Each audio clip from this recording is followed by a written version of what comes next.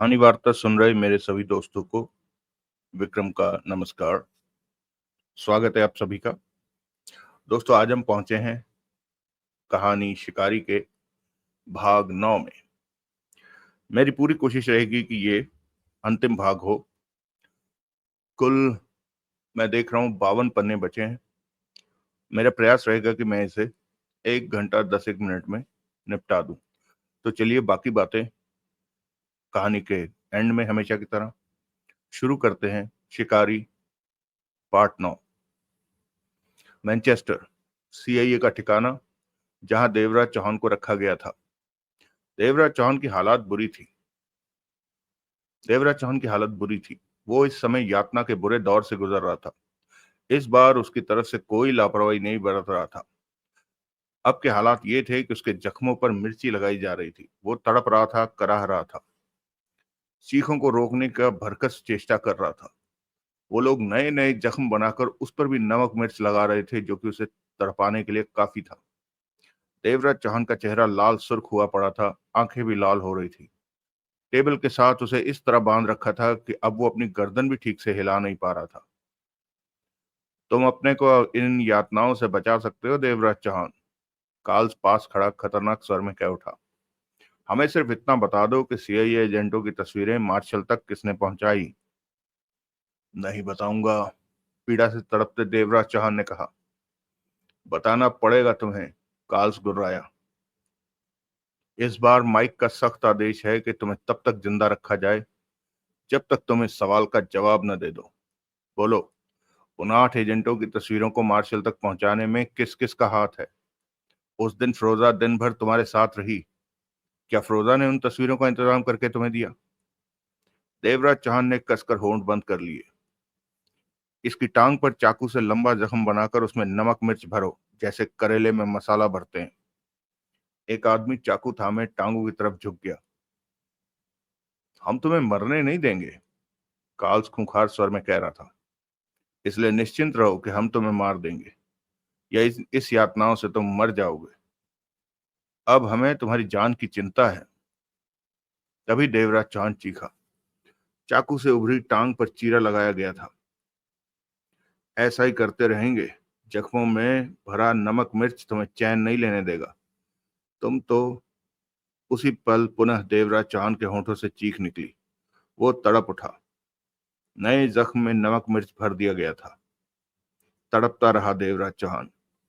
देवराज चौहान को ऐसा महसूस हो रहा था जैसे उसके शरीर से आग निकल रही हो।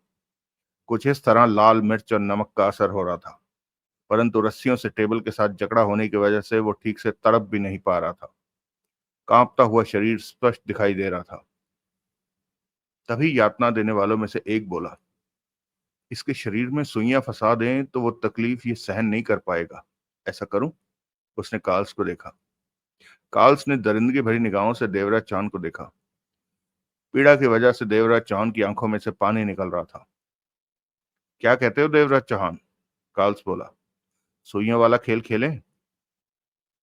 तुम लोग मुझसे कुछ भी नहीं जान सकते, देवराज चौहान तड़प भरे स्वर में कह उठा। विश्वास रखो, जान लेंगे। फिर कार्ल्स ने उस आदमी से कहा, सुइयों वाला काम शुरू करो। वो आदमी कमरे से बाहर की तरफ बढ़ गया। तुमने यहां से भागने की कोशिश की, हमारे 2 और आदमियों को शूट कर दिया। स्मिथ पर काबू पाकर तुमने सोचा कि निकल जाओगे यहां से। सीआईए के कई बेहतरीन एजेंटों को तुमने मारा है। हम कोई अंडरवर्ल्ड के लोग नहीं हैं जिन्हें तुम अपनी ताकत दिखाकर डरा लोगे। हम सीआईए का हिस्सा हैं।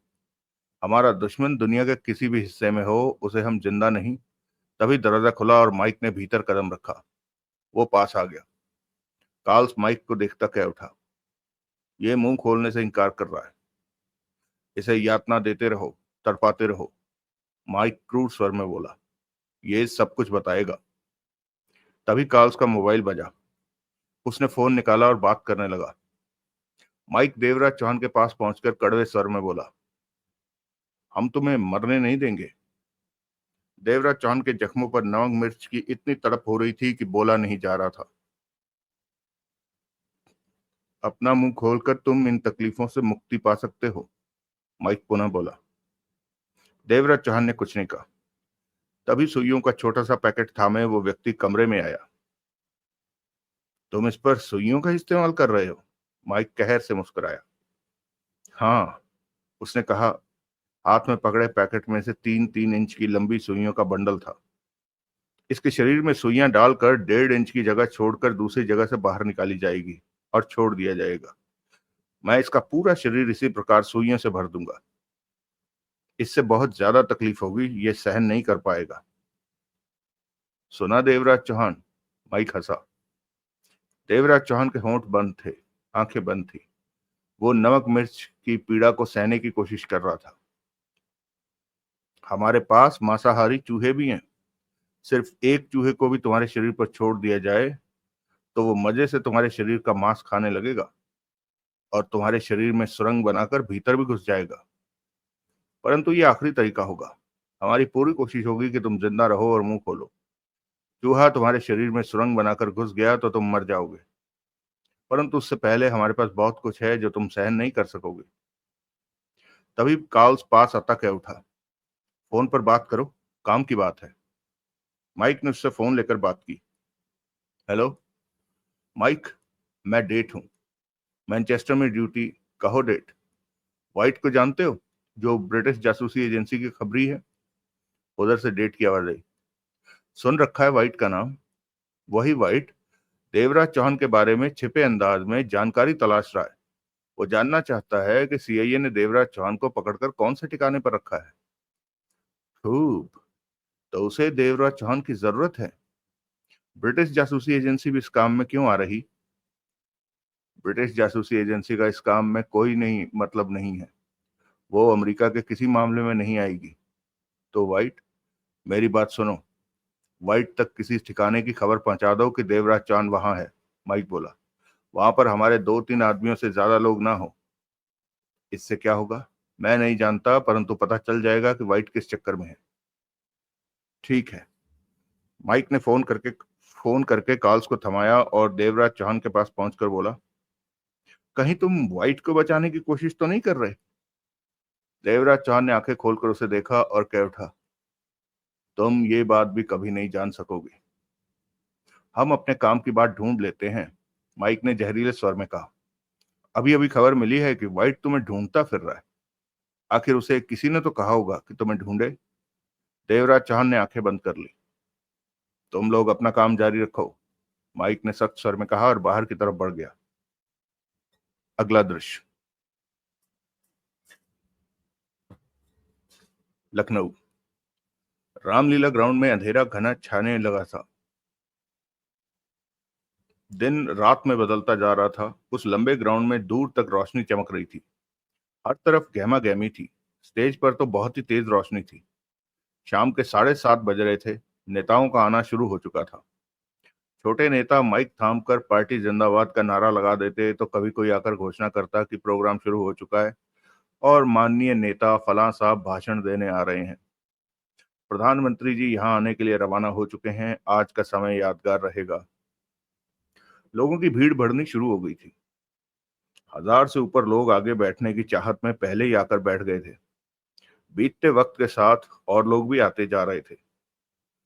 सबसे आगे वाली लाइन में मॉर्गन मौजूद था। वही पागलों वाली हालत में गोल लपेटे बिस्तरबंद को उसने बगल में दबा रखा था, जैसे कोई ले ना जाए। पानी की 3 खाली बोतलें भी उसने थाम रखी थी। वो बार बार पागलों की तरह हरकतें करने लगता। आसपास बैठे लोग उसे पागल समझकर उसकी परवाह नहीं कर रहे थे। उनके आगे बल्लियां लगाकर रोक लगा रखी थी और वहां से 60 फुट आगे स्टेज था। स्टेज के आसपास सीआरपीएफ के जवान थे। दिन वाले जवानों की जगह अब वहां नए जवान आ गए थे, एकदम चाक चौबंद, चुस्त तैयार। वो स्टेज के पास किसी फालतू व्यक्ति को जाने नहीं दे रहे थे, परंतु आते नेताओं के साथ उनके चमचों की फौज अवश्य उन्हें परेशान कर रही थी। वो इस बात का खास ध्यान रख रहे थे कि स्टेज के नीचे की खाली जगह में कोई न जाए। वहां दुश्मनों द्वारा बम लगाए जाने का खतरा था। तभी एक नेता स्टेज पर आया और माइक के पास पहुंचकर अपनी पार्टी के गुणगान करने लगा। प्रधानमंत्री जी के गुणगान करते हुए परमाणु समझौते के बारे में बताने लगा कि अगर भारत अमेरिका के साथ समझौता कर लेता तो अमेरिका भारत को दबा देता। परंतु प्रधानमंत्री जी ने ऐन मौके पर उनकी शर्तें मानने से इनकार करते हुए परमाणु समझौते पर हस्ताक्षर न करके अमेरिका की अकड़ तोड़ दी। लोग आते जा रहे थे, बैठते जा रहे थे। पूरी तरह अंधेरा छा चुका था। मॉर्गन ने गोल किए बिस्तर में हाथ डाला और मोबाइल निकालकर उसे टांगों के नीचे दबाकर नंबर मिलाया, ताकि आसपास बैठे लोग उसकी हरकत न देख सकें। फिर हथेली में छिपाकर मोबाइल कान तक ले गया। दूसरी तरफ बेल जा रही थी। तभी स्टीव के कानों में आवाज पड़ी। हेलो, तुम कहाँ हो? मॉर्गन ने पूछा। तुम्हारे से 4 कदम पीछे बैठा हूं, स्टीव ने उधर से कहा। तुम्हारे हरकत में आते ही मैं भी हरकत में आ। पूरी तैयारी से आए हो? हाँ। चीफ ने बताया कि प्राइम मिनिस्टर 10 बजे 20 मिनट के लिए स्टेज पर आएंगे। समझ गया, तुम तैयार रहना। मॉर्गन ने मोबाइल बंद किया और उसे वापस गोल बिस्तरे में घुसेड़ दिया। वहां से कुछ दूरी पर जगमोहन और प्रभाकर बल्लियों के घने रास्तों के बीच मौजूद थे। मुनीर और उसके नीचे काम करने वाले सारे एजेंट मैदान में फैले थे। पुलिस भी हर तरफ दिखाई दे रही थी। जगमोहन ने सब तरफ नजरें घुमाते हुए कहा, हमारे पास करने को कुछ नहीं है। मतलब? अंधेरा फैल चुका है। हम किसी को ठीक से सॉरी अंधेरा फैल चुका है। हम किसी को ठीक से देख भी नहीं पा रहे। यहाँ फैली रोशनी आंखों को चौंधिया रही है। ऐसे में कोई गन को छिपाकर भीड़ में बैठ जाए तो हम कर भी क्या सकते हैं? जगमोहन ने कहा। क्या गोली चलाने वाला अपनी मौत की कीमत पर प्रधानमंत्री की हत्या करेगा? मैं समझा नहीं। अगर भीड़ में शामिल कोई प्रधानमंत्री पर गोलियां चलाता है तो वो खुद भी नहीं बचेगा। आसपास के लोग उसे पकड़ लेंगे, उसे मार देंगे। हम में से किसी की गोली भी उसे लग सकती है। क्या वो अपनी मौत की कीमत पर प्रधानमंत्री को मारेगा? ये तो आने वाला वक्त बताएगा, जगमोहन ने होंठ सिकोड़कर कहा। तभी जगमोहन का मोबाइल बजा। व्हाइट ने देवराज चौहान का तभी जगमोहन का मोबाइल बजा। जगमोहन ने फोन निकालकर बात की। दूसरी तरफ फिरोजा थी। व्हाइट ने देवराज चौहान का पता लगा लिया है कि वो सीआईए के किस ठिकाने पर है। फिरोजा की आवाज कानों में पड़ी। जगमोहन की आंखें चमक उठी। उस जगह का पता बोलो। उधर से फिरोजा ने पता बताया। जगमोहन ने उसी पल फोन बंद किया और मार्शल को फोन किया। मार्शल से बात होते ही जगमोहन ने मैनचेस्टर का पता बताया जो फिरोजा ने उसे बताया था। निश्चिंत रहो, मार्शल की आवाज कानों में पड़ी। अगर देवराज चौहान वहां है तो 3 घंटे में उसे वहां से निकाल लिया जाएगा। जगमोहन ने चैन की लंबी सांस ली। अगला दृश्य। तब रात के 9 बजे थे जब फिरोजा रामलीला ग्राउंड पहुंची थी। उसके वहां आने की खबर जगमोहन को नहीं थी। फिरोजा ने उसे बताया नहीं था कि वो वहां आ रही है। उस वक्त किसी मंत्री का स्टेज पर भाषण चल रहा था। पूरा ग्राउंड लोगों की भीड़ से भरा हुआ था। लाउडस्पीकर पर भाषण के शब्द कानों में खुजली पैदा कर रहे थे। रामलीला ग्राउंड के आसपास की इमारतों पर मारी जा चुकी थी। वहां फैली पुलिस को देखकर वो समझ गए कि मॉर्गन और स्टीव वहां से अपना काम नहीं कर सकते। उसकी सोचों के हिसाब से अब मॉर्गन काम करेगा तो खुले में करेगा, लोगों की भीड़ में शामिल होकर करेगा। मॉर्गन फिरोजा मॉर्गन की आदतों के बारे में सोच चुकी थी। मॉर्गन को हर हाल में काम करना आता था। वो जानती थी कि मॉर्गन जो काम करने की सोच लेता है वो करके रहता है। उस जैसे दिलेर और खतरनाक इंसान बहुत कम होते हैं। फिरोजा ने ग्राउंड में मौजूद भीड़ को खड़े और बैठे देखा। बहुत ज्यादा भीड़ थी। ऐसे में मॉर्गन को तलाश कर पाना मुमकिन नहीं था। वो किसी भी रूप में कहीं भी मौजूद हो सकता है। वो सोच भरी निगाहों से खड़ी वहां नजरें घुमाती रही। मन में जगमोहन से मिलने की इच्छा जोर मार रही थी, परंतु वो व्यस्त था। ऐसे में वो जगमोहन को डिस्टर्ब नहीं करना चाहती थी। चंद घंटों की तो बात थी। उसके बाद तो जगमोहन और उसने पास पास ही रहना था। फिरोजा वहां मौजूद लोगों को देखते हुए मॉर्गन को तलाश करने लगी। इतना तो उसे यकीन था कि मॉर्गन ने अपना चेहरा, अपना हुलिया इस वक्त बदल रखा होगा। ऐसे में उसे देख भी लिया तो पहचान पाना कठिन था। अगला दृश्य।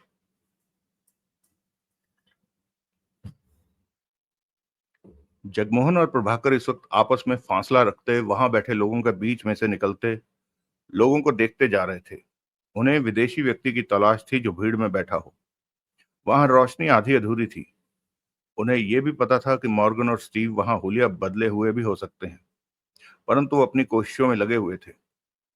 स्टेज पर एक मंत्री का भाषण चल रहा था, जो कि बीच बीच में कह उठता कि प्रधानमंत्री जी कुछ ही मिनटों में पहुंचने वाले हैं। स्टेज पर पीछे कुर्सियों पर कई मंत्री बैठे थे। इस वक्त स्टेज पर मंत्रियों की भीड़ थी, क्योंकि इस रैली में प्रधानमंत्री जी शामिल हो रहे थे। ऐसे में सबका पहुंचना लाजमी था। बहरहाल स्टेज पर गहमा गहमी का माहौल था। जगमोहन ने बैठे लोगों के बीच में से निकलते उसने आगे तक का पूरा रास्ता तय कर लिया। सबसे आगे उसने पागल भिखारी को बैठे देखा, जिसने अपना गोल किया बिस्तर बगल में दबा रखा था और पानी की खाली 3 बोतलों को पकड़ रखा था।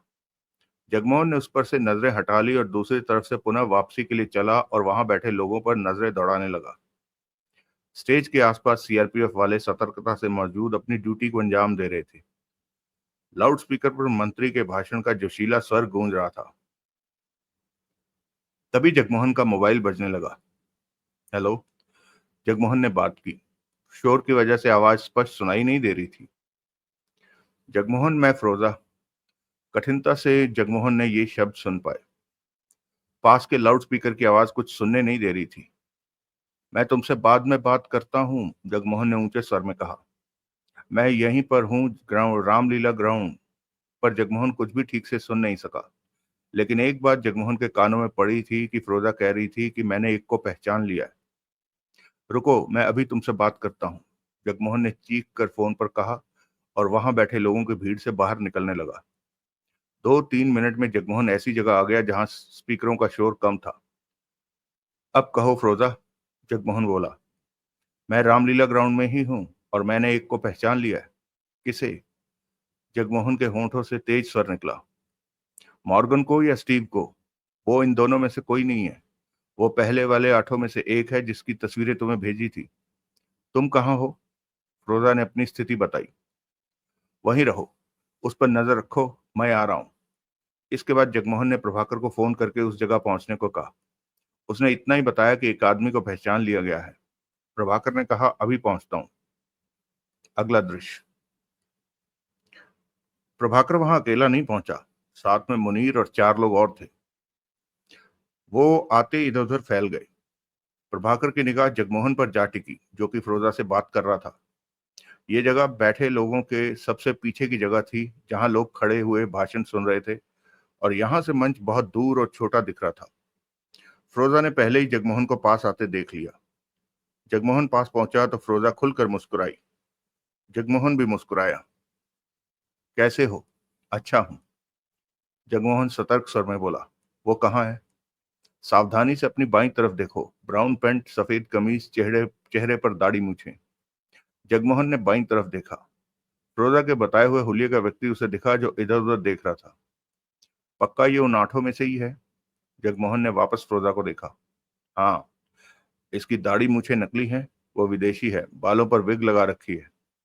तब तक जगमोहन प्रभाकर को देख चुका था। जगमोहन बिना कुछ कहे फिरोजा के पास से हटा और टहलता हुआ प्रभाकर के पास पहुंचा और उस दाढ़ी मूछ वाले आदमी को देखा, जिसकी निशानदेही फिरोजा ने की थी। वो लड़की कौन है? प्रभाकर ने पूछा। जिससे तुम बात। उस आदमी को देखो। ब्राउन पैंट, सफेद कमीज, चेहरे पर दाढ़ी मूछें। शायद उसने बालों पर विग लगा रखी है। प्रभाकर ने उसे देखते हुए कहा। वही है? हाँ, वह उन 8 में से एक है जिसकी तस्वीरें हमारे पास हैं। परंतु अभी वो पहचाना नहीं जा रहा। उसकी दाढ़ी मूछें उतारनी है, उसके बाद पहचाना जाएगा। मुनीर और उसके चारों लोग यहाँ हैं, तो पकड़ो उसे। मैं भी यहीं हूँ, पास में, जगमोहन बोला। प्रभाकर जगमोहन के पास से हटकर कुछ दूर मुनीर की तरफ बढ़ गया। अगला दृश्य। वो पिचोको था, जो चेहरे पर दाढ़ी मूंछ और सिर पर बालों की विग लगाए वहां खड़ा था और इस बारे में निश्चिंत था कि उसे कोई नहीं पहचान सकता। जैसे अपने द्वारा किए मेकअप पर उसे पूरा भरोसा था। वो तो सपने में भी नहीं सोच सकता था कि उसे पहचान लिया गया है। बहरहाल वो निश्चिंत था और उसका हर पल इस बात का इंतजार में बीत रहा था कि मॉर्गन और स्टीव कैसे हरकत में आएंगे। पिचोको देर से इस जगह पर खड़ा था। अब उसने यहां से हटने का मन बना लिया था। एकाएक वो पलटा और भीड़ के दूसरी तरफ जाने के लिए चल दिया। महज 4 या 5 कदम ही उठा पाया होगा कि तभी 2 आदमी उस पर झपटे। पिचोको कुछ भी नहीं समझ पाया। एक ने उसे पीठ की तरफ से बाहों के घेरे में जकड़ लिया। दूसरे ने उसके चेहरे पर लगी दाढ़ी पर हाथ मारा तो वो तुरंत हाथ में आ गई। ऐसा होते ही उसने तुरंत रिवॉल्वर निकालकर पिचोको की छाती पर लगा दी। पिचोको का विदेशी चेहरा चमक उठा। तभी मुनीर पास पहुंचा और उसके सिर पर लगी बालों के विग को उतार दिया। ये सब होता पाकर आसपास के लोग चौंके। तब तक मुनीर के बाकी दो लोग भी वहां आ पहुंचे थे। पिचोको हक्का बक्का था। उसने अपने पकड़े जाने पर उसे अपने पकड़े जाने पर यकीन नहीं आ रहा था। यही है, मुनीर बोला। इसकी तस्वीर हमारे पास है, ले जाओ इसे। चारों पिचोको को घेरे वहां से ले गए। पिचोको ठगा सा रह गया। उसके होठों से कोई शब्द नहीं निकल पाया था। जगमोहन और प्रभाकर मुनीर के पास पहुंचे। उसे कहाँ भेजा है तुमने? जगमोहन बोला। मेरे आदमी जानते हैं कि इन हालातों में पकड़े लोगों को कहाँ ले जाना है। क्या उसे शूट? उसे तब तक शूट नहीं किया जाएगा जब तक वो हमें ऐसा करने पर मजबूर नहीं करेगा। प्रभाकर, जगमोहन दांत भींच कर बोला, उसे फौरन मार देना ही ठीक। मैं ये सलाह नहीं दूंगा, मुनीर बोला। हम उससे उसके साथियों के बारे में पूछ सकते हैं। जगमोहन ने प्रभाकर को देखा। मुनीर जो करता है उसे करने दो, प्रभाकर गंभीर स्वर में बोला। मामला संभालना जानता है ये। मुनीर खामोशी से उनके पास से हट गया। तुमने बताया नहीं कि वो लड़की कौन? तुम उसकी बात क्यों कर? जगमोहन ने झल्लाकर कहना चाहा। पता तो चले कि इस मौके पर तुम किससे बात कर रहे थे। क्या उसने उन सीआईए एजेंटों के बारे में तुम्हें बताया था? हाँ। कौन है वो? ये तुम्हें नहीं बता सकता। जानकारी का इस्तेमाल गलत नहीं करूंगा, बता दो। जगमोहन फिरोजा की तरफ बढ़ गया। प्रभाकर होंठ सिकोड़े वहीं खड़ा उसे देखता रहा।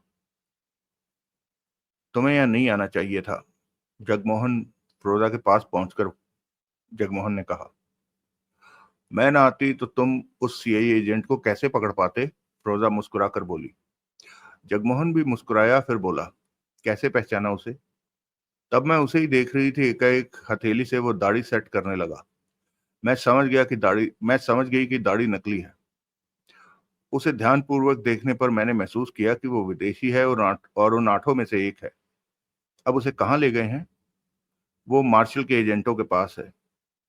मैंने तुम्हें देवराज चौहान के बारे में जानकारी दी कि सीआईए ने मैनचेस्टर में उसे कहाँ कैद कर रखा है। उसका क्या किया? मार्शल को बता दिया कि वो मार्शल को बता दिया। वो कहता है कि कुछ ही घंटों में देवराज चौहान को आजाद कर लेगा। तुम्हें मार्शल पर भरोसा है?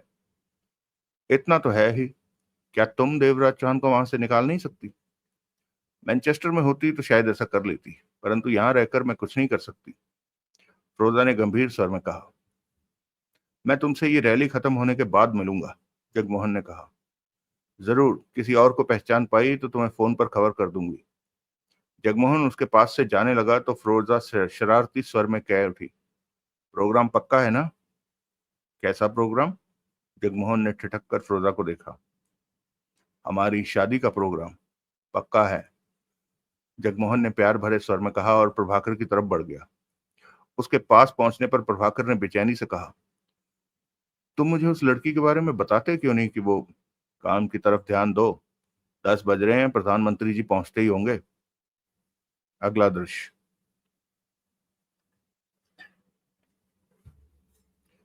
उस वक्त रात के 10:20 हुए थे जब प्रधानमंत्री जी मंच पर आए। उनके आसपास तगड़ी सिक्योरिटी थी। ओम तिवारी भी उनके साथ था। 10 मिनट मंच पर मौजूद नेता प्रधानमंत्री जी का स्वागत करते उन्हें फूलों की मालाएं पहनाते रहे। प्रधानमंत्री जी बार बार फूलों की मालाएं उतारकर ओम तिवारी को थमाते तो ओम तिवारी उन मालाओं को पास में मौजूद अन्य व्यक्ति को थमा देता। ये सिलसिला 10 मिनट तक चला। अभी ये सब कुछ और भी ज्यादा लंबा चलता अगर प्रधानमंत्री जी कम समय होने को कहकर उन्हें रोक न देते। इसी दौरान वहां बैठी जनता प्रधानमंत्री जी की पार्टी जिंदाबाद के नारे लगा रही थी। फिर मंच पर सब कुछ सिमटता चला गया। फालतू के लोग मंच से उतर गए। नेता लोग कुर्सियों पर जा बैठे। प्रधानमंत्री जी ने माइक संभाल लिया जनता को संबोधित करने के लिए। 3 बॉडीगार्ड प्रधानमंत्री जी के आसपास सतर्कता से खड़े हो गए। ओम तिवारी स्टेज पर एक तरफ खड़ा हो गया। फिर प्रधानमंत्री जी ने बोलना शुरू किया। रह रहकर जनता की तालियां बजने लगी। प्रधानमंत्री की बात सुनने के लिए लोगों में गहरी खामोशी छाई हुई थी। प्रधानमंत्री जी का भाषण जारी था। अगला दृश्य।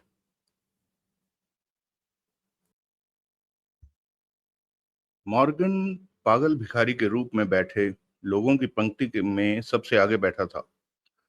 गोल बिस्तरा उसने बगल में दबा रखा था जिसमें गन फंसी हुई थी। प्रधानमंत्री जी के स्टेज पर आते ही उसकी आंखों में हिंसक चमक आ गई थी। जब प्रधानमंत्री जी ने स्टेज पर माइक संभाल कर बोलना शुरू किया तो मॉर्गन हरकत में आ गया था। सबसे पहले मॉर्गन ने गोल किए बिस्तरे के आगे वाले हिस्से में हाथ डालकर मोबाइल निकाला और अपनी टांगों के नीचे दबा दिया। फिर उसने बगल में दबा रखे बिस्तर को थोड़ा सा आगे किया और मात्र 1 फुट आगे की बल्ली पर उसे टिका दिया। उसके बाद पीछे से गोल किए बिस्तरे में हाथ डाला तो हाथ थोड़ा सा आगे करते ही उसकी उंगलियां गन के बट से टकराई। मॉर्गन का हाथ आगे बढ़ता चला गया।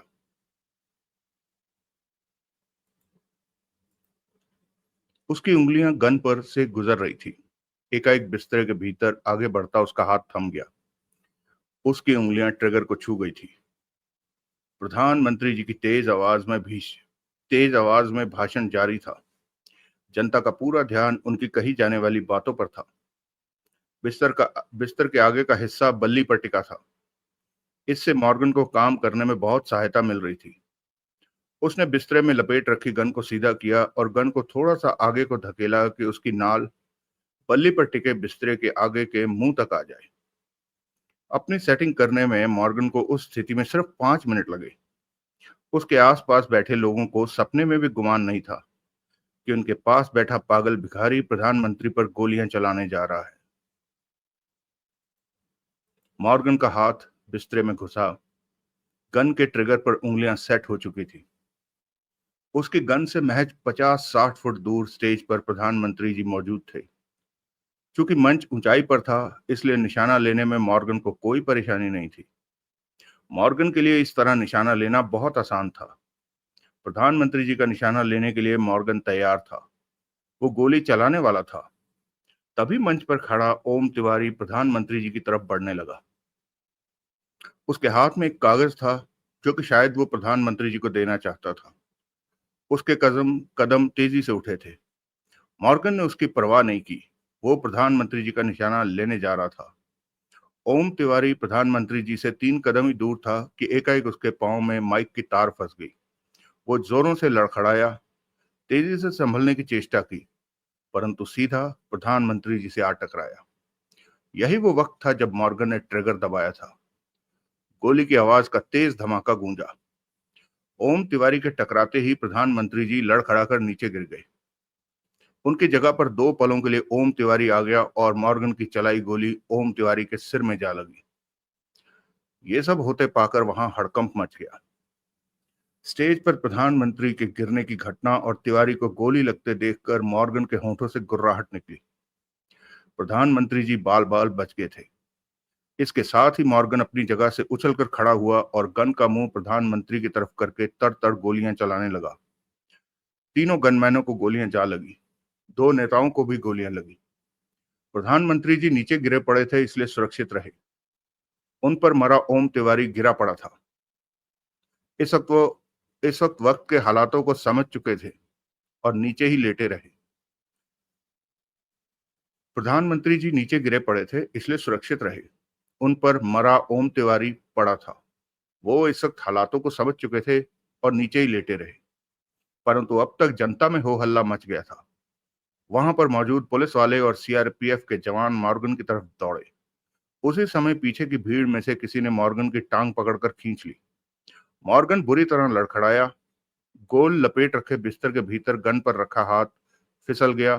खुद को संभालने में अपने को संभालने की भरकस चेष्टा की कि तभी पीछे की तरफ से लोगों के ऊपर गिरता चला गया। मारो, मारो साले को, कमीना प्रधानमंत्री की हत्या कर देना चाहता है। लोगों के तरह तरह के स्वर उठने लगे। लोगों ने ठीक ऐसे मॉर्गन को मारना शुरू कर दिया। परंतु अगले ही पल वहां का सारा माहौल बदल गया। 10 कदमों के फासले पर जोरदार धमाका हुआ बम फटने का। ये स्टीव ने किया था। इसके साथ ही लोगों की चीखें उठने लगी। वहां खड़ी हजारों की भीड़ बम का धमाका सुनकर बौखला उठी और भागने लगी।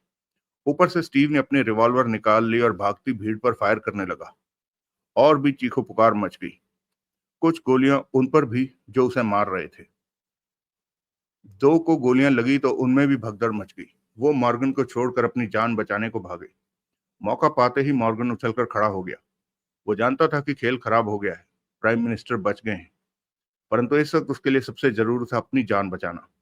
पुलिस वालों को उसने इस तरफ आते देखा। मॉर्गन को स्टीव भी दिख गया था, जो गोलियां चला रहा था। वो स्टीव की तरफ दौड़ा। उसे आते पाकर स्टीव ने दूसरे हाथ से रिवॉल्वर निकाली और पास पहुंच चुके मॉर्गन को दी। निकलो, मॉर्गन चीखा और अगले ही पल उसने कुछ दूर मोटे जलते बल्ब का निशाना लेकर फायर किया। गोली बल्ब को लगी और आसपास फैला प्रकाश लुप्त हो गया। गहरे अंधेरे में कोई किसी को नजर नहीं आ रहा था। मॉर्गन और स्टीव भी उस भागती भीड़ का हिस्सा बन गए। पूरे ग्राउंड में गोलियों और बमों की आवाजों के बाद भगदड़ मच चुकी थी। एक के ऊपर एक लोग गिर रहे थे। जो एक बार गिर जाता फिर वो उठ नहीं पाता था, और लोग उसे कुचल कर निकले जा रहे थे। इस तरह कितनी लाशें बिछ रही हैं, ये सोचने का किसी के पास समय नहीं था। एकाएक रामलीला ग्राउंड में आतंक का माहौल छा गया था। ऐसे वक्त में पुलिस के बस का कुछ भी नहीं रहा।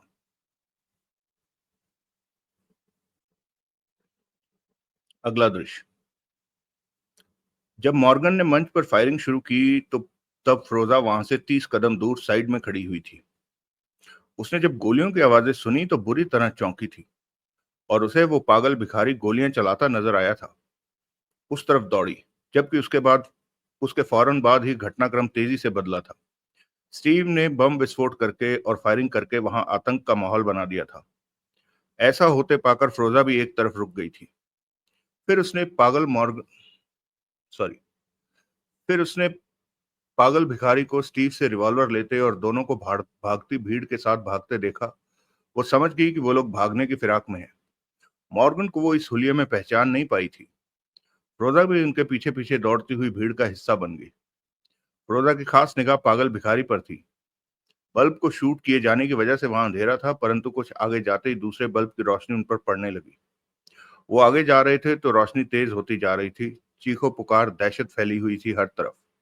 तभी फ्रोजा ने पागल भिखारी को अपने सिर से बालों को उतारते देखा तो वो समझ गई कि सिर पर पड़ी विग उतारी जा रही है। फिर उसने दाढ़ी मूछें उतारते देखा। पीछे दौड़ती फ्रोजा उस वक्त तो चेहरा नहीं देख पाई, परंतु जल्दी उसने मॉर्गन के चेहरे की झलक पा ली थी। वो समझ गई कि पागल भिखारी और कोई नहीं, मॉर्गन है। फ्रोजा भीड़ को चीर कर मॉर्गन के पास पहुंच जाना चाहती थी, परंतु भीड़ थी कि बार बार उसे वापस धकेल रही थी। किसी को किसी का होश नहीं था। सब अपने को बचा लेना चाहते थे। शोर चीखें बराबर कानों में पड़ रही थी। मंच की तरफ देखने की किसी को फुर्सत नहीं थी। गोलियां चलते ही मंच पर बैठे नेता तुरंत वहां से भाग खड़े हुए, परंतु दो नेता ऐसे भी थे जो प्रधानमंत्री को भी अपने साथ लेते गए थे। अगला दृश्य। मॉर्गन रामलीला ग्राउंड के बाहर सड़क पर आ पहुंचा था। रिवॉल्वर उसने कपड़ों में छिपा रखी थी, परंतु वो जानता था कि उसके भिखारी जैसे कपड़ों की वजह से पहचान हो सकती है। यहाँ अंधेरा था। ग्राउंड से अभी भी चीखों पुकार सुनाई दे रही थी। लोग अभी भी बाहर निकल रहे थे। मॉर्गन वहां ज्यादा देर नहीं रुका और सड़क के किनारे किनारे लोगों के साथ वहां से दूर जाने लगा। मन ही मन वो झल्लाया हुआ था कि अपना काम पूरा नहीं कर पाया।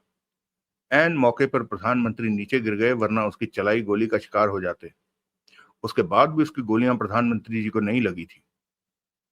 पहले कभी ऐसा नहीं हुआ कि इस तरह असफल हुआ हो। अपने पर ही मॉर्गन को बहुत गुस्सा आ रहा था। आगे चलते चलते मॉर्गन ने एक आदमी को सड़क के किनारे गली में जाते देखा तो क्षण भर के लिए ठिठका। फिर उस आदमी के पीछे गली में प्रवेश कर गया। उसके पीछे आती फ्रोजा ठिठकी। उसने गली में झांका। वहां अंधेरा था, परंतु वो जो देखना चाहती थी देख लिया। तुरंत ही वो गली के किनारे पर सटकर खड़ी हो गई। 5 मिनट बाद मॉर्गन गली से निकला और सड़क किनारे आगे बढ़ गया। अब उसने पैंट कमीज पहनी हुई थी, जो कि उसने गली में जाने वाले व्यक्ति के शरीर से उतरवाई थी। रोजा पुनः उसके पीछे चल पड़ी। इस बार उसने अपनी चाल तेज कर दी थी। तुरंत ही वो मॉर्गन के बगल में चलने लगी। मॉर्गन, फ्रोजा ने शांत स्वर में कहा। मॉर्गन चिहुक कर ठिठका और हाथ जेब में पड़ी रिवॉल्वर पर चला गया। नजरें सामने खड़ी फ्रोजा पर थी। वहां अंधेरा था। दूर से मध्यम रोशनी वहां तक आ रही थी। पहचाना मुझे? ब्रिटिश जासूस फ्रोजा? मॉर्गन के होंठों से निकला। मैं जानती थी कि तुम पहचान लोगे। मॉर्गन उसे घूरता रहा। मैं तुम्हें तब से देख रही हूं जब से तुमने प्रधानमंत्री पर फायरिंग की। तुम इस मामले में हो? मॉर्गन ने सर्द स्वर में कहा। नहीं।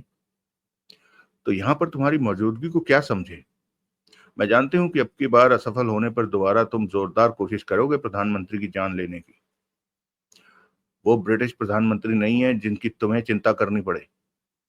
परंतु मैं ये भी नहीं चाहती कि इंडियन प्रधानमंत्री की हत्या हो, फ्रोजा ने सपाट स्वर में कहा। मॉर्गन के माथे पर बल पड़ गए। कहा कुछ नहीं, फ्रोजा को देखता रहा।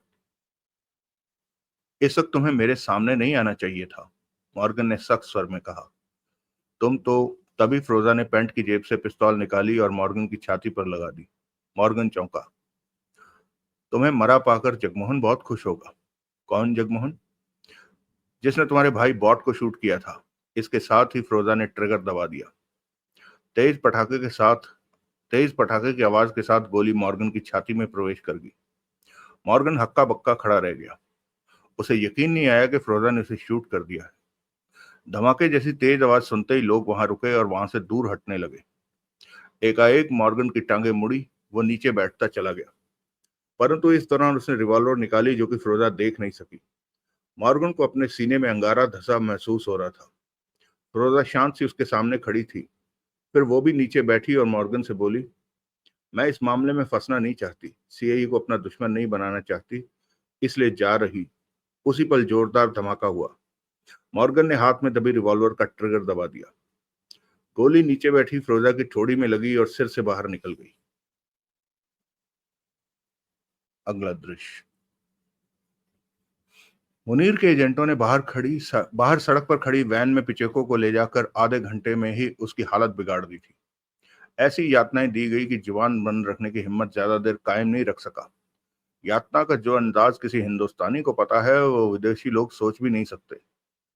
पिचोको आधे घंटे में ही पीड़ा से तड़फड़ा कर तड़पता कह उठा, मेरे 3 साथी बचे हैं, वो भेष बदल कर यहीं पर हैं। रामलीला ग्राउंड में? एक ने दांत भींच कर पूछा। हाँ। वो क्या करने वाले हैं? कुछ नहीं, सिर्फ देखने आए हैं कि प्रधानमंत्री की हत्या कैसे होती है। मॉर्गन और स्टीव कहाँ हैं?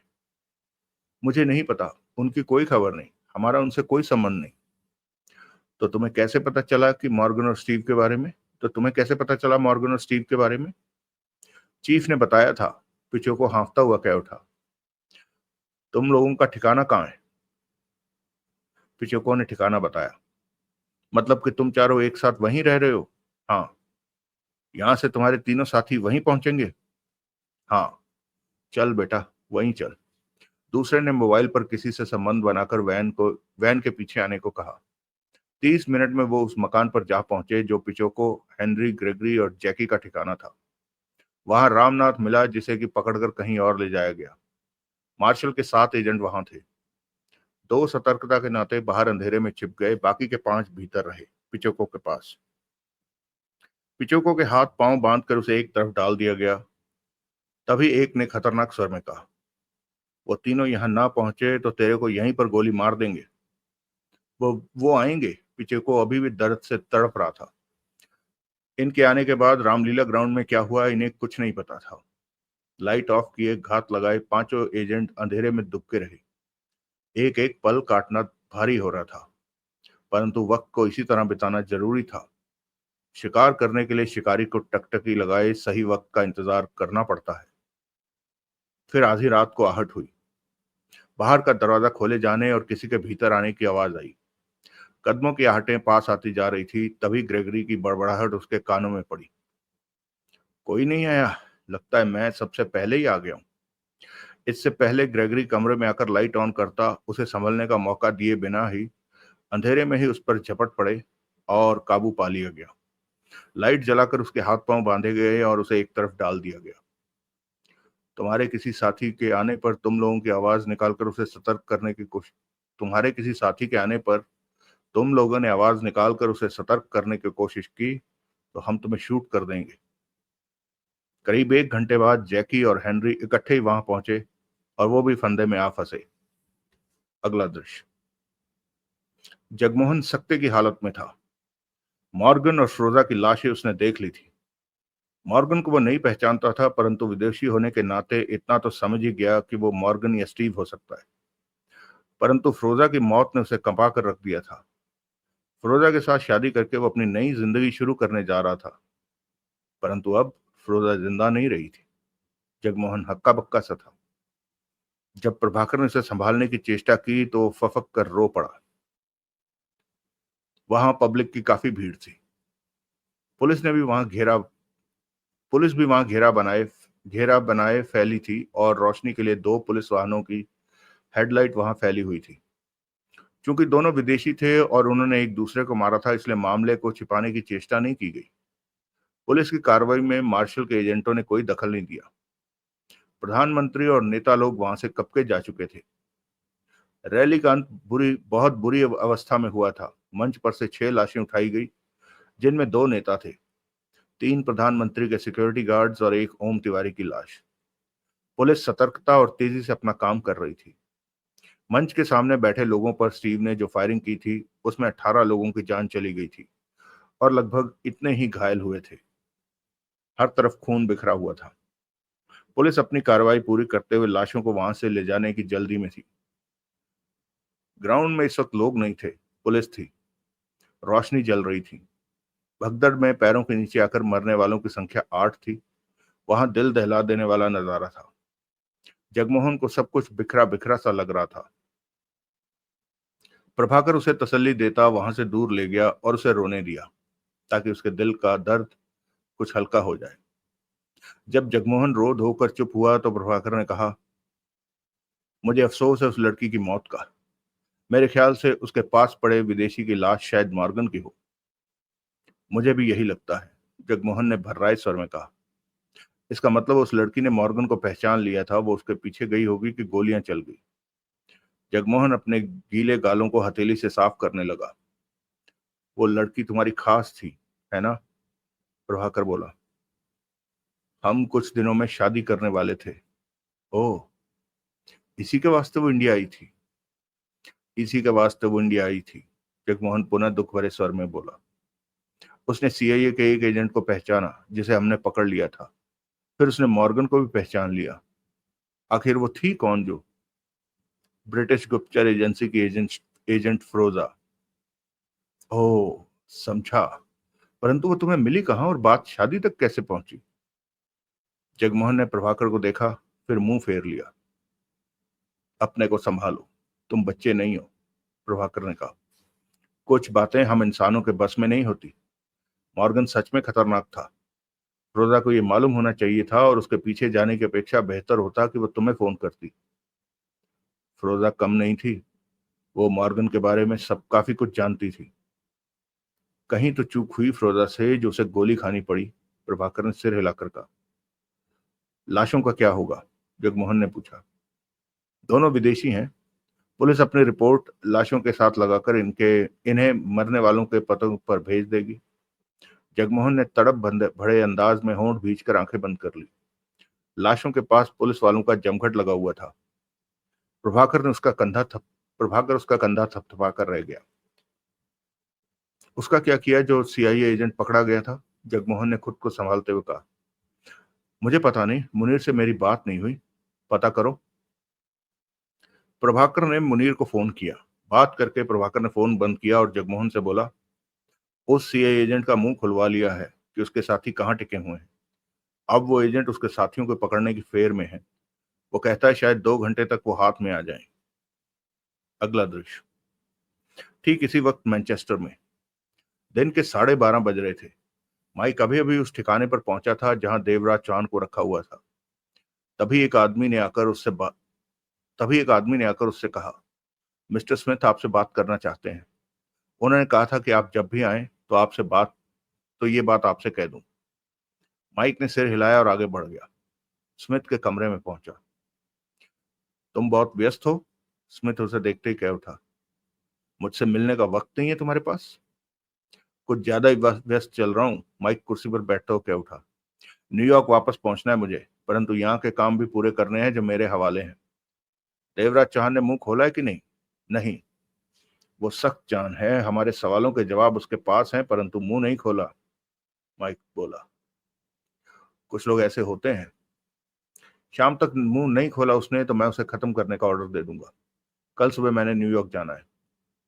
मेरा ख्याल है अभी उसकी मौत का इंतजाम ना करो, उसे मेरे हवाले कर दो, स्मिथ ने सोच भरे स्वर में कहा। उसे जिंदा रखते हुए इस प्रकार यातना दी जाती रहेगी और एक दिन इन सब से तंग आकर वो बताने को तैयार हो जाएगा।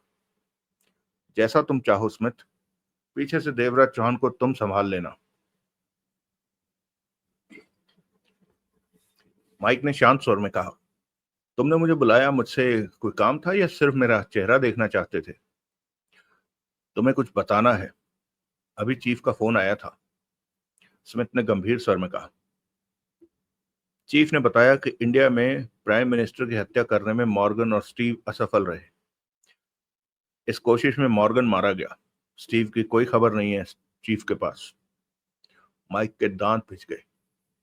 और हमारे 8 एजेंटों में से 4 एजेंट जो जिंदा बचे थे और लखनऊ में थे, वो मार्शल के हाथों में पड़ गए हैं। बुरा हुआ, माइक ने दांत भींचकर कहा। सीएए का प्लान फेल हो गया इंडियन प्राइम मिनिस्टर की हत्या करने का। माइक गंभीर था। अमेरिका ने इंडियन प्राइम मिनिस्टर की हत्या करने का फैसला लिया है और ये काम सीआईए को सौंपा गया। सीआईए ने इस काम की योजना बनानी शुरू की तो हमारे एजेंट मरने लगे। कई महत्वपूर्ण एजेंटों की हत्या हुई, जैसे कि Andy Thomas, Tony Bros, Jacker Heighton और भी कई एजेंट मारे गए। हमने बहुतों को खो दिया है। अब हमारे 4 एजेंट और मार्शल के पास पहुंच गए हैं। माइक उसे देखता रहा। मार्शल के पास शुरू से इस बात की खबर रही कि हम क्या करने वाले हैं। उसके 2 लोगों ने कई बार हमारी प्लानिंग फेल की। जगमोहन मैनचेस्टर में हमारे एजेंटों की हत्या कर चुका है और बच निकला। देवराज चौहान ने भी हमारे कई एजेंटों की हत्या की, यहां तक कि उसने लूथर माची को भी मार दिया। इतना सब कुछ होने के बाद भी हम इंडियन प्राइम मिनिस्टर की हत्या नहीं कर सके। मार्शल बहुत बेहतर ढंग से काम कर रहा है। कुछ ही दिनों में इंडिया में चुनाव होने वाले हैं। प्रधानमंत्री की पार्टी की जीत निश्चित लगती है। ऐसे में वो फिर 5 साल के लिए प्रधानमंत्री बन जाएंगे और अमेरिका अपनी शर्तों पर परमाणु संधि पर हस्ताक्षर नहीं करा सकेगा। अगर कोई दूसरा व्यक्ति इस बार प्रधानमंत्री बनता तो अमेरिका अपनी शर्तों पर। स्मिथ, माइक कह उठा, हमें इस बात से कोई मतलब नहीं कि 2 देश क्या करते हैं।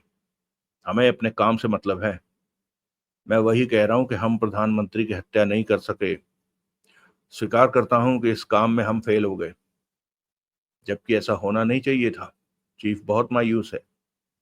हमारे हार की वजह हमारे हार की अहम वजह यह रही कि सीआईए की खबरें मार्शल तक पहुंचती रही। यहां तक कि इस काम पर भेजे 8 एजेंटों के दल की तस्वीरें भी मार्शल को मिल गई। यह हैरत की बात है। सीआईए में ही कोई गद्दार है जो खबरें बाहर करता रहा और हम हार गए। मैं जानता हूं कि काम पूरा न होने की वजह ये भी रही कि स्मिथ के शब्द अधूरे रह गए। मोबाइल बजा उसका। हेलो, स्मिथ ने बात की। कुछ पल स्मिथ बात करता रहा, फिर फोन बंद करके बोला, तुम्हारे काम की खबर है क्या? माइक की आंखें सिकुड़ी। इंडिया में मॉर्गन की लाश के साथ फ्रोजा की लाश भी मिली है। पुलिस का कहना है कि दोनों ने एक दूसरे को शूट किया। मृत पाई गई फ्रोजा के हाथ में पिस्टल थी और मॉर्गन के हाथ में रिवॉल्वर। माइक के दांत भिजते चले गए। चेहरा कठोर हो गया। मुझे पहले से ही शक था कि फ्रोजा मार्शल के एजेंटों का साथ दे रही है। माइक गुर्रा उठा। शक था? हाँ, लूथर माची की हत्या में भी उसने देवराज चौहान का साथ दिया और अब इंडिया पहुंच गई जब प्रधानमंत्री की हत्या करने वाले थे हमारे एजेंट।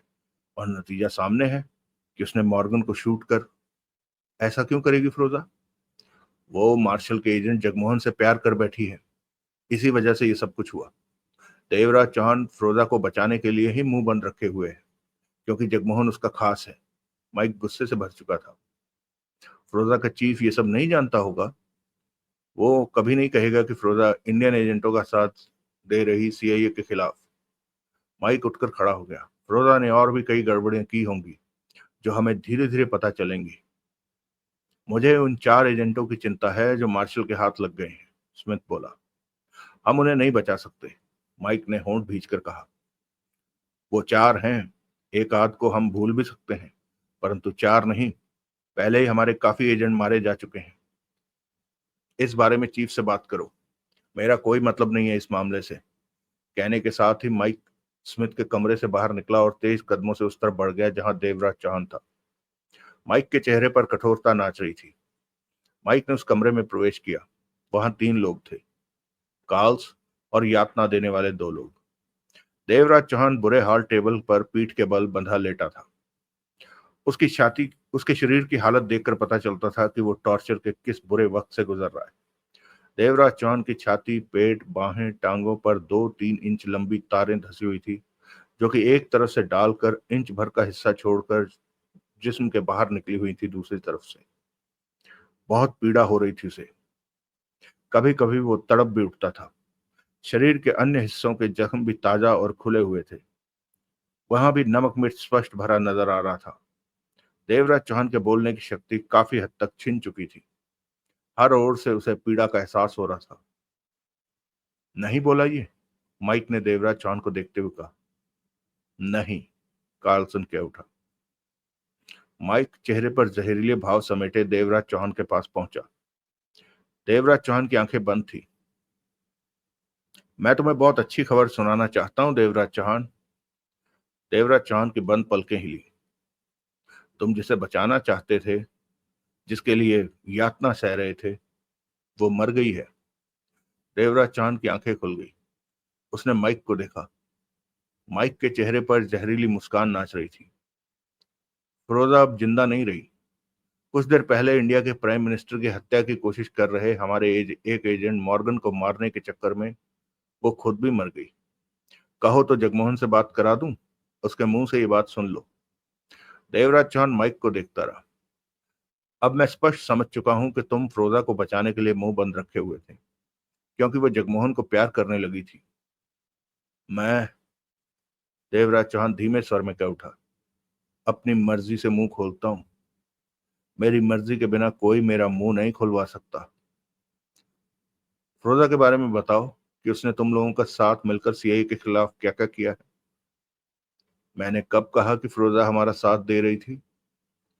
ये बात अब मैं जान चुका हूं। तभी तुम कुछ भी कहते हो, देवराज चौहान ने कमजोर स्वर में कहा। मैं सिर्फ इतना जानना चाहता हूं कि हमारे 8 एजेंटों की तस्वीरें मार्शल तक कैसे पहुंची। हमारा कौन सा आदमी मार्शल के लिए काम कर रहा है, जिसने मॉर्गन और स्टीव के बारे में भी मार्शल को खबर दी। देवराज चौहान चुप रहा। तुम्हें मौत का डर नहीं? मौत का डर सच में मुझे नहीं है, देवराज चौहान ने कहा, परंतु तुम बेवक्त भी मरना नहीं चाहोगे। तुम जो भी करो, कम से कम मैं तुम्हें कुछ बताने वाला नहीं। तुम्हारे मरने का वक्त करीब आ चुका। तभी मार्शल का फोन मोबाइल बज उठा। सॉरी, यहाँ माइक होना चाहिए था, मार्शल प्रिंट हुआ है। तभी माइक का मोबाइल बज उठा। दांत भींचे माइक ने मोबाइल निकालकर बात की। हेलो माइक, मैं डेट। ऊपर से डेट की आवाज आई। उधर से डेट की आवाज आई। यहाँ तो भारी गड़बड़ हो गई है। क्यों? तुमने कहा था कि वाइट के कानों तक किसी तरह ये पहुंचा दूं कि हमने देवराज चौहान को कहाँ रखा हुआ है। मैंने अभी कल शाम को वाइट तक ये खबर पहुंचा दी थी कि हमने फलां ठिकाने पर देवराज चौहान को रखा हुआ है, और अभी आधा घंटा पहले उस ठिकाने पर 10-12 लोगों ने हमला किया। हमारे 2 आदमी थे, उन्हें मार दिया गया। शायद वो लोग वहां से देवराज चौहान को छुड़ाने आए थे। उधर से डेट ने एक ही सांस में कह दिया। ये तो अच्छी खबर है। इससे हमें पता चल गया कि व्हाइट मार्शल के लिए काम कर रहा है, माइक ने खतरनाक स्वर में कहा। तुम व्हाइट का पता करो, वो इस वक्त वो कहाँ मिलेगा। मैंने अपने आदमी उसकी तलाश में लगा दिए हैं। ठीक है, उससे सब कुछ पूछो और उसे शूट कर दो। कार्ल्स को भी इस काम पर लगा रहा हूं मैं। कहने के साथ ही माइक ने फोन बंद किया और कार्ल्स से सब कुछ बताकर कहा, व्हाइट को ढूंढो, उससे सब कुछ पूछो और शूट कर दो उसे। कार्ल्स बाहर निकल गया। माइक ने देवरा माइक ने देवराज चौहान को देखा, जो उसे ही देख रहा था। व्हाइट भी तुम लोगों के साथ मिला हुआ था? माइक व्यंग भरी मुस्कान के साथ बोला। तुमने सुन तो लिया ही है कि व्हाइट ने क्या किया। अब छिपाने का कोई फायदा नहीं। सब पत्ते खुल चुके हैं। मैं तुम्हारे बोलने की परवाह नहीं करता, देवराज चौहान ने कमजोर स्वर में कहा। मेरे आदमी आसानी से व्हाइट का मुंह खुलवा लेंगे। जो तुम नहीं बताना चाहते वो सब भी जान लेंगे। हमारी जासूसी दुनिया में कोई भी बात छिपी नहीं रह सकती देवराज चौहान। देर सवेर हर रहस्य बाहर आ ही जाता है। केवल चंद ऐसे खास रहस्य भी होते हैं जो छुपे रह जाते हैं। मुझे इन बातों का पुराना अनुभव है। वैसे फिरोजा की मौत का तुम्हें दुख तो हुआ होगा। देवराज चौहान उसे देखता रहा। तुमने कहा था कि वाइट के कानों तक किसी तरह ये खबर पहुंचा दूं। सॉरी, ये तो फिर वही पेज है। देवराज चौहान उसे देखता रहा। माइक वहां खड़े दोनों आदमी से बोला, इसे इसी स्थिति में रहने दो, ये हमारे लिए शायद बेकार हो गया है। माइक ने कहा, जो हम इससे लेना चाहते हैं वो बातें शायद वाइट से पता चल जाएंगी। ये फिरोजा और वाइट तीनों ही मुझे मिले हुए लग रहे हैं। माइक ने दरवाजे की तरफ बढ़ते हुए कहा, इसे अकेला मत छोड़ना, हर वक्त कोई इसके पास रहे। देवराज चांद ने आंखें बंद कर ली। माइक बाहर निकल गया। अगला दृश्य। रात भर जगमोहन सो नहीं सका। आंखों के सामने फिरोजा ही दिखती रही। उसका मुस्कुराता चेहरा बार बार ख्यालों में आता रहा। वो बुझा भजा सा और थका थका सा था, परंतु देवराज चौहान की चिंता उसे खामोश नहीं बैठने दे रही थी।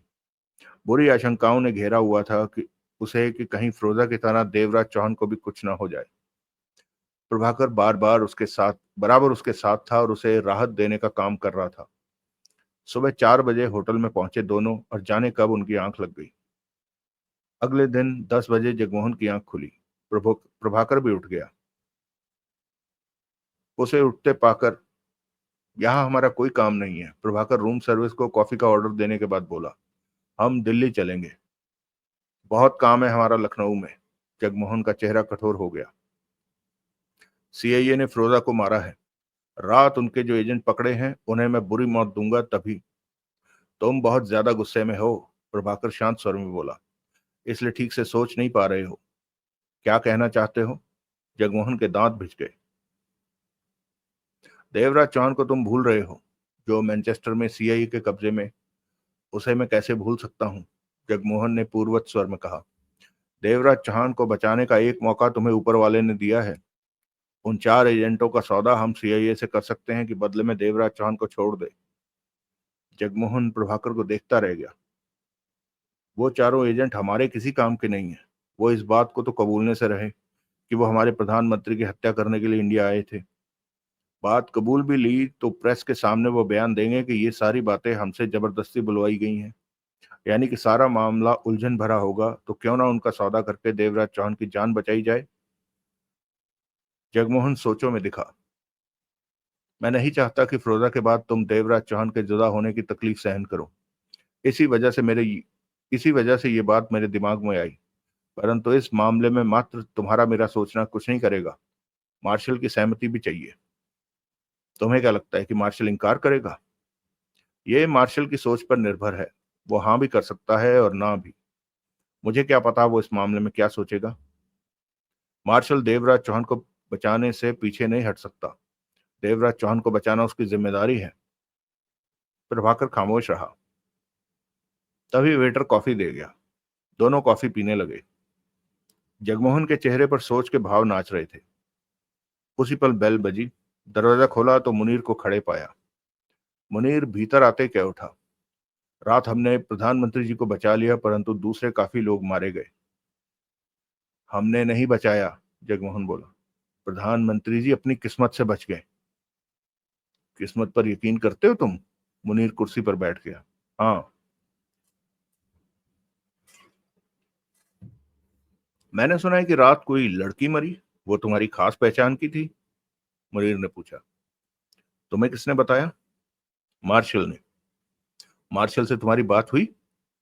तब मार्शल का फोन आया था जब हमने उन सीआईए एजेंटों को पकड़ लिया था। उसके पास लखनऊ की हर खबर है। जगमोहन ने प्रभाकर को देखा।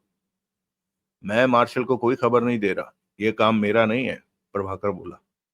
इस काम पर कई और लोग लगे होंगे। मुझे तुम्हारी बात सही लगी, जगमोहन बोला। सौदेबाजी करके देवराज चौहान को बचाने की बात। प्रभाकर ने मुनीर से पूछा, वो चारों कहाँ हैं? तुम्हें नहीं पता? मुनीर बोला। क्या? मैंने तो सोचा मार्शल ने तुम्हें बता दिया होगा। सुबह 3:30 बजे मुझे मार्शल का फोन आया था। उसने कहा कि चारों को फौरन दिल्ली के लिए रवाना कर दूं, तो मैंने तगड़ी सिक्योरिटी में उन्हें सुबह 5 बजे दिल्ली रवाना कर दिया। प्रभाकर और जगमोहन की नजरें मिली। इस वक्त तक तो उन्होंने आधे से ज्यादा रास्ता पार कर लिया होगा। आगरा तक पहुंच गए होंगे। तुम्हें इस बारे में मार्शल तुम इस बारे में मार्शल से बात करो, प्रभाकर ने गंभीर स्वर में कहा। जगमोहन ने कॉफी का प्याला रखा और मोबाइल उठाकर नंबर मिलाने लगा।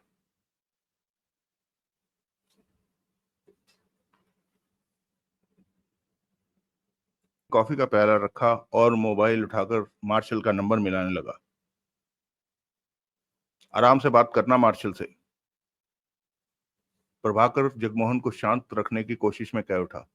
पिछली बार तुमने उसे धमकी दी थी, अगर मार्शल का दिमाग खराब हो गया तो वो तुम्हारा वजूद खत्म कर देगा। उससे प्यार से पेश आना, तुम्हारी बात मानने को रजामंद ना हो तो उसे प्यार से मनाने की चेष्टा करना। क्या धमकी दी थी इसने मार्शल को? मुनीर कह उठा। प्रभाकर ने गहरी सांस ली। यह क्या हमारा साथी नहीं है? नहीं। तो कौन है ये? मुनीर हैरानी से बोला। कुछ देर के लिए चुप हो जाओ मुनीर।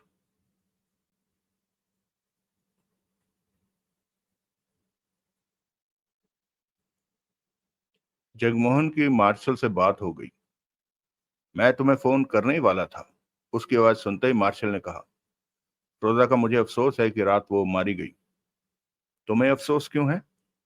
जगमोहन के होंठ भींच गए। मैंने उसे अमेरिका के खिलाफ गवाह बनाना था कि अमेरिका हमारे प्रधानमंत्री की हत्या। तुम्हें मालूम है ना कि मैं और फिरोजा शादी करने वाले थे? जगमोहन गुस्से से कह उठा। हाँ, और मेरे होते हुए तुम उसे गवाह कभी नहीं बना सकते थे। कुछ क्षणों की खामोशी के बाद मार्शल की आवाज आई। इस बारे में बात करने का कोई फायदा नहीं, क्योंकि फिरोजा अब नहीं रही। मैं तुमसे पकड़े गए सीआईए एजेंटों के बारे में बात, तुमने मैनचेस्टर का जो पता बताया था वहां देवराज चौहान है। वहां मेरे एजेंटों ने उस जगह पर हमला किया, देवराज चौहान को छुड़ाने के लिए। उस जगह पर दो ही आदमी थे जो मुकाबला करते हुए मारे गए, परंतु देवराज चौहान वहां नहीं मिला। तुम्हारी दी खबर गलत निकली। मुझे हैरानी है कि यह बात गलत निकली।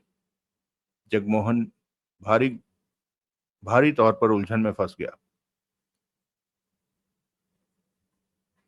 अगर खबर सही होती तो इस वक्त देवराज चौहान वहां सुरक्षित हाथों में होता। तुमने कि, तुम कितने गंभीर हो देवराज चौहान को सीआईए के हाथों से बचाने के लिए? मुझे बताओ इस बारे में मैं क्या कर सकता हूँ? मार्शल की आवाज कानों में पड़ी। सीआईए के जो एजेंट पकड़े हैं उनका सौदा करके देवराज चौहान को छुड़ाओ। जगमोहन का स्वर सख्त था। कुछ खामोशी के बाद मार्शल की आवाज कानों में पड़ी। तुम्हारे पास माइक का नंबर है? तुमने बताया था तुमने उससे बात की थी। एक नंबर है तो वो मैं तुम्हें दे मुझे देने की जरूरत नहीं। तुम मेरी तरफ से बात कर लो माइक से इस सौदे के बारे में। अगर वो तैयार होता है तो मुझे बता देना। कहने के साथ ही उधर से मार्शल ने फोन बंद कर दिया। जगमोहन ने फोन वाला हाथ नीचे किया। जबड़े भिंचे हुए थे। क्या कहा मार्शल ने? प्रभाकर ने जल्दी से पूछा। उसने मुझे कहा है कि सौदेबाजी की बात मैं ही माइक से कर लूं। देखा, बन गई ना बात। प्यार से बात करके क्या नहीं किया जा सकता। जगमोहन तब तक वो नंबर में आने लगा था जो कार्ल्स का था। कार्ल्स के फोन द्वारा ही उसने पहले बात की थी। दो तीन बार कोशिश करने के बाद नंबर लगा और उधर बेल जाने लगी। हेलो। तभी उधर से कार्ल्स का सर कानों में पड़ा। माइक से मेरी बात कराओ। तुम कौन हो? जगमोहन। मैं इस वक्त व्यस्त हूं और माइक मेरे पास नहीं है, तुम फिर फोन करना। जरूरी बात है, माइक का नंबर मुझे दो। मुझे बताओ क्या जरूरी बात है? सीआईए के चार एजेंट इस वक्त मेरे कब्जे में है, उनके बारे में माइक से बात करनी। शायद तुम उनके बदले देवराज चौहान को वापस चाहते हो, है ना? हाँ। जगमोहन के दांत भिज गए। माइक का नंबर देता हूँ, बात कर लो। मिनट भर बाद जगमोहन माइक से बात कर रहा था। प्रभाकर और मुनीर की निगाह जगमोहन पर थी। मैं तुम्हें जल्दी बताऊंगा कि देवराज चौहान को हमने कितनी बुरी मौत मारा, उसकी आवाज सुनते ही उधर से माइक ने कहा। बेवकूफी वाली बात मत करो। सीआईए के चार एजेंट हमारे कब्जे में हैं। जगमोहन गुस्से से बोला। वो मार्शल के किसी काम के नहीं। तुम चाहो तो देवराज चौहान के बदले में उन्हें वापस ले सकते हो। तो ये बात है। माइक की आवाज कानों में पड़ी। एक के बदले चार। मंजूर हो तो सौदा कर लेते हैं, नहीं तो मजबूरन उन्हें शूट करना पड़ेगा। मंजूर है। अदला बदली कैसे होगी? जगमोहन के चेहरे पर राहत नजर आई। हमारे आदमी कहाँ हैं? दिल्ली में। ठीक है, तुम दिल्ली में अमेरिकन राजदूत के हवाले उन चारों को करोगे और इधर हम मैनचेस्टर में इंडियन राजदूत के हवाले देवराज चौहान को कर दोगे। ये काम एक ही समय किया जाएगा और हम फोन पर संपर्क में रहेंगे। कब होगी अदला बदली? अगले 15 घंटे में। बातचीत खत्म हो गई। जगमोहन फोन बंद करते प्रभाकर से कह उठा, माइक सौदेबाजी के लिए तैयार हो गया। हमें फौरन मार्शल के पास दिल्ली वापस पहुंचना होगा। अगला दृश्य। मैनचेस्टर में व्हाइट सुरक्षित जगह छिपा हुआ था। सिर्फ मैकी को ही उसके छिपने की जगह का पता था। व्हाइट सीआईए से डरा हुआ था कि देवराज चौहान ने सीआईए के सामने मुंह खोल दिया तो सीआईए उसे छोड़ने वाली नहीं। दूसरी जो गड़बड़ हुई थी उस वजह से वो पूरा हिल गया था। उसने उसे एक जगह के बारे में पता चला था कि सीआईए ने देवराज चौहान को वहां रखा हो सकता है और उसने ये खबर फिरोजा को दे दी। इसके कुछ ही घंटे बाद उस जगह पर हमला हुआ। वहां मौजूद 2 आदमी मारे गए परंतु वहां से देवराज चौहान नहीं मिला। ऐसे में व्हाइट इस शक में घिर गया था कि कहीं ये बात भी सीआईए को ना पता चल जाए कि उसने मुखबरी की थी। अंदेशे सही थे या गलत, परंतु वो बढ़ते ही जा रहे थे। मन ही मन उस बुरे वक्त को कोस रहा था जब वो देवराज चौहान के संपर्क में आया था। उसके बाद से उस पर मुसीबतें ही मुसीबतें आ रही थी। इस वक्त व्हाइट विस्की की बोतल खोले बैठा था। रात के 12 बज रहे थे और सोच रहा था कि मैनचेस्टर को छोड़कर चला जाएगा, जासूसी के धंधे से ही हट जाएगा। बहुत पैसा है उसके पास, कोई भी काम करके जिंदगी बिता लेगा। तभी कॉल बेल बजी। व्हाइट चिहुक कर कांप उठा। हाथ में पकड़ा गिलास छलक उठा। रात के इस वक्त यहाँ कौन आ सकता है? ये जगह मैकी के अलावा किसी को भी नहीं पता। उसी पल उसका मोबाइल बज उठा। हेलो। व्हाइट ने जल्दी से मोबाइल उठाया। बाहर मैं हूं, मैकी की आवाज आई। तुम भीतर ही हो? हाँ, खोलता हूँ, कहकर व्हाइट ने फोन रखा और गिलास को एक ही सांस में खाली करके टेबल पर रखा। फिर उठकर दरवाजे की तरफ बढ़ गया। दरवाजा खोला। अगले ही पल शरीर में चींटियां दौड़ती चली गई। सामने मैकी जरूर खड़ा था परंतु उसके साथ कई लोग थे। उन लोगों में उसने डेट को पहचान लिया था। वो जानता था कि डेट सीआईए का एजेंट है। कार्ल्स को नहीं पहचानता था व्हाइट। व्हाइट का चेहरा फक पड़ गया था।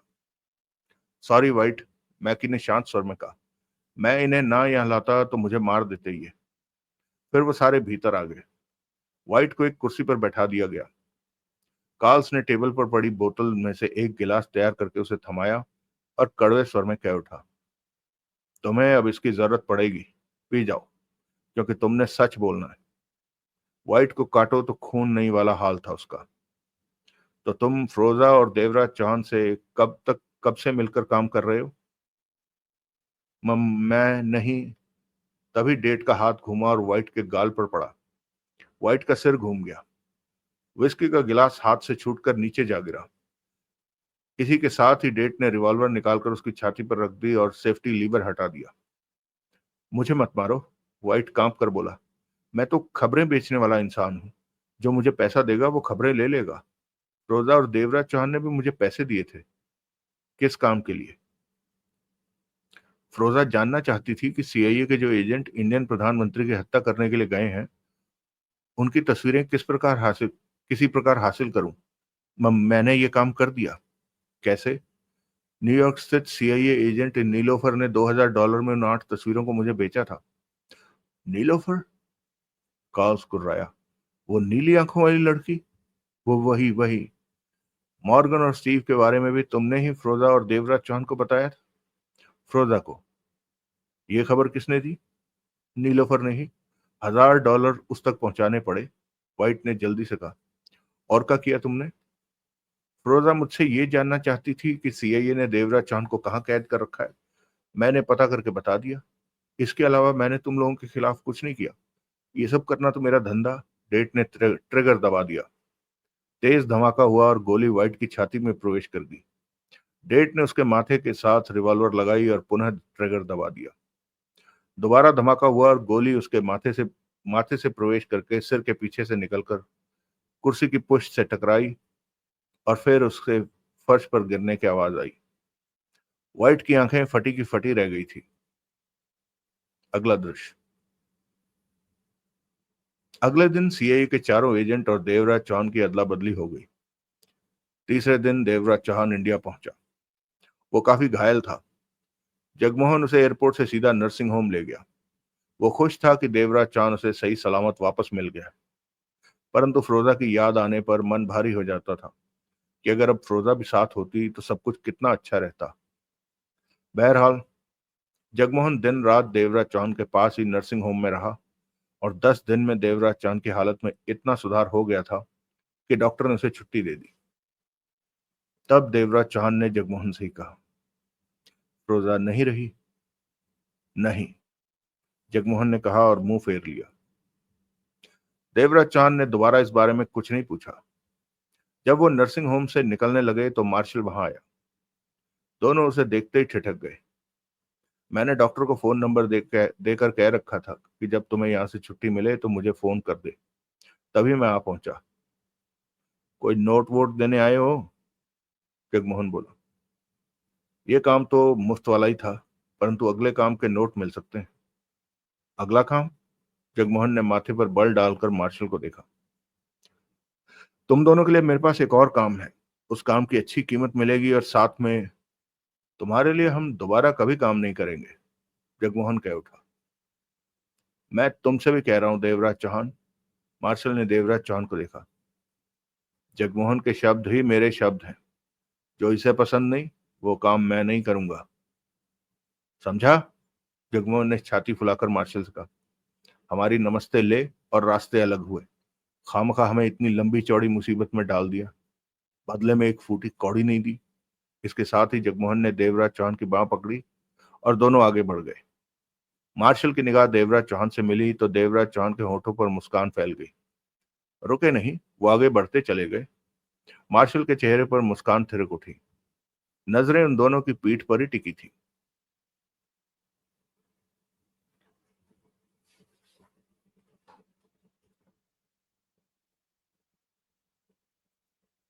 दोस्तों, ये कहानी समाप्त हो गई है। बहुत अच्छी कहानी थी, बहुत तेज चली। क्लाइमैक्स नहीं, एंटी क्लाइमैक्स था ये।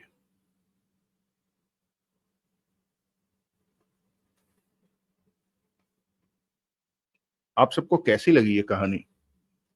अपने विचार जरूर रखिएगा दोस्तों। इस कहानी के बारे में मैं जरूर जानना चाहूंगा कि हर सुनने वाले को ये पूरी कहानी कैसी लगी। बहुत इमोशनल कहानी थी, सब कुछ था इसमें, है ना? वैसे मुझे ना ये देवराज चौहान और जगमोहन जो है वो शोले फिल्म की याद दिलाते रहते हैं। अब सोचिए कि अमिताभ जो है वो देवराज चौहान के रोल में और धर्मेंद्र जो है वो जगमोहन के रोल में।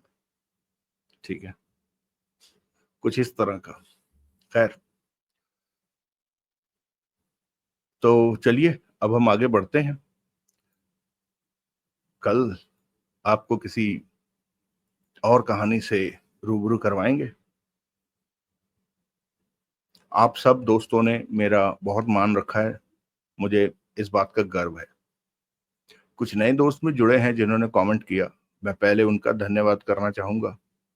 एसएस वोरा जी, आचार्य मिश्रा जी, अ, हमारे जो रेगुलर साथी हैं जो कई दिनों से हमें सपोर्ट कर रहे हैं, आप सबका बहुत बहुत धन्यवाद। कृष्णकांति जी, शबीर जी, शायद मैं आपका गलत नाम ले रहा हूं लेकिन मुझे ठीक कर दीजिएगा, आपका भी बहुत बहुत धन्यवाद।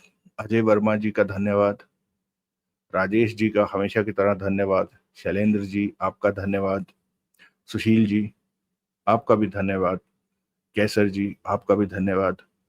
साथियों, आप लोगों ने जिन जिन भी बुक्स का नाम लिया है वो सब मैंने लिस्ट बना रखी है। आप कहिए तो मैं पोस्ट कर देता हूँ कम्युनिटी सेक्शन में। और किताबें मेरे पास हैं।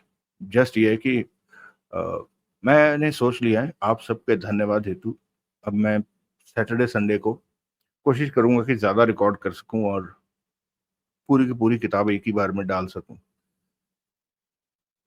तो खैर, जब तक मैं अवतार जी, विजय जी, विजय लाल जी, बहुत बहुत धन्यवाद आप सबका। आप लोगों ने प्यारे प्यारे कमेंट्स किए, मेरे साथ अपने विचार शेयर किए, सुझाव भी दिए आप लोगों ने। अच्छा, मैंने क्विज भी डाला था, तो मेरे ख्याल से जो मुझे याद आ रहा है, और मैं गलत भी हो सकता हूँ, मुझे लगता है कि रफ्तार सबसे पहला देवराज चौहान सीरीज का नॉवल था। जो कृष्ण जी आपने कहा है वो अ, मेरे ख्याल से वो देवराज चौहान के बचपन की कहानी है। वो जो क्राइम वर्ल्ड है ना, जहाँ वो देवा से देवराज चौहान बना है और जगमोहन मिलता है उससे। लेकिन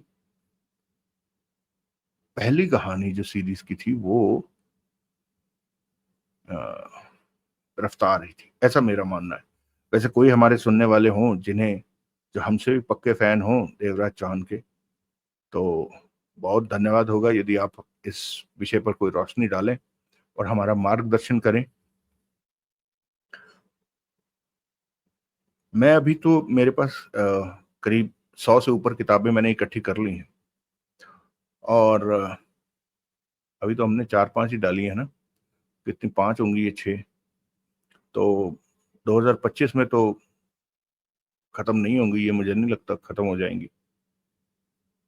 इसलिए फिलहाल देवराज चौहान सीरीज ही चलेगी। सबसे पहले मैं देवराज चौहान सीरीज को ही खत्म करूंगा, जितनी भी कहानियां हैं वो सारी की सारी डालकर।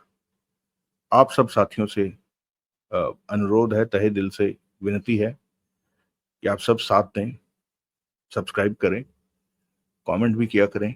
जो लोग ऑलरेडी कमेंट कर रहे हैं उनका बहुत बहुत धन्यवाद। मिलते हैं बहुत ही अच्छी कहानी से। अ, बहुत अच्छी, मतलब वही जो काम देवराज चौहान का असली काम है, यानी डकैती डालने वाली कहानी से। मिलते हैं उस कहानी में। तब तक के लिए आप सब खुश रहें, स्वस्थ रहें, सुखी रहें। बहुत बहुत धन्यवाद आपका। जय हिंद, वंदे मातरम।